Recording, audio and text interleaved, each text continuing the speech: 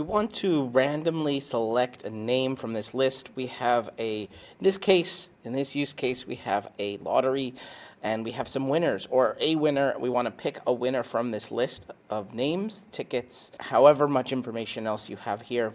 You can have more information. So we're going to do this with a formula, and I'm going to piece it together step by step and show you the very first formula we're going to use is RANDBETWEEN. In RANDBETWEEN, we get two numbers.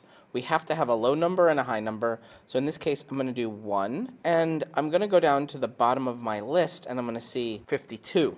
Let's just put that in. I want a number between 1 and 52, and there is one problem with this, and it is that we don't need the numbers 1 and 2. So we can actually start our list off at number 3. And I just want to make sure you know that this is inclusive. So it says here right in the about, returns a uniformly random integer between two values, inclusive.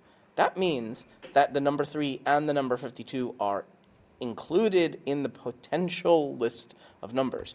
Now, every time I edit the sheet, even if I just type a little word here like maybe an emoji, the number changes.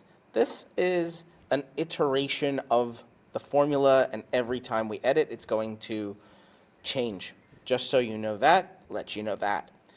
But what if we add some more names? Let's say we add one name. Bart Simpson just has another one, and he is a VIP. Well, our number up here, 52, has not changed. This is what's called hard-coded, or I just wrote it in. I manually wrote in the number, but let's make that automatic. And the second part is I don't want to have to count and look at what row. So we're going to do two things here. One, let's add index in the front, and the index is going to be where we're going to find our information, which is our A column. And our row is going to be this RANDBETWEEN. And at the end of it, see, now we have names, and at the end of it, we're going to add an automatic counter.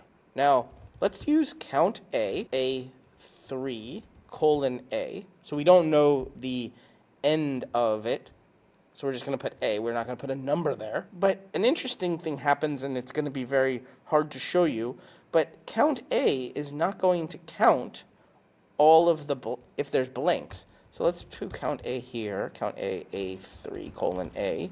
We have 51 from here to here. And we actually want the count here, but we want to change this index from A to A to A3 to A so that we get the correct index to count in. And again, we're going to see we have some blanks. Now we don't have the correct count. One interesting way to fix this is to add plus count blank into the exact same place. There we go.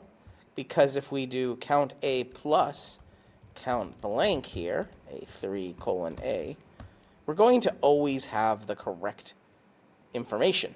So even if we have a blank. Now, I don't know if you want to include the blanks.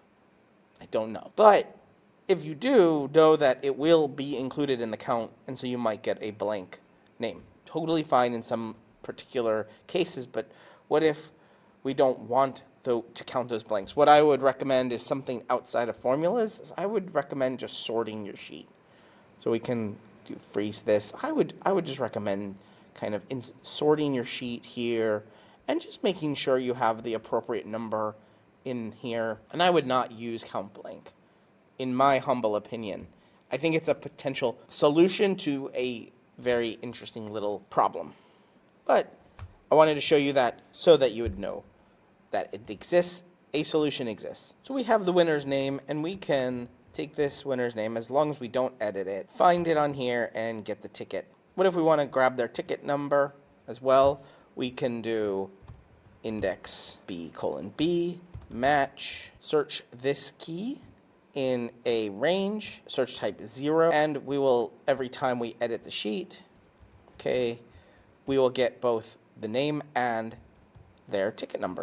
Let's see, Victor Hugo, yes, it is correct. If you want to declare a winner and you don't want this formula anymore, meaning you don't want to change it, if you're going to add, say, anything there it changed already, if you're going to do any more changes to your sheet, you can select these, Command C or right click copy, and then you can also paste special.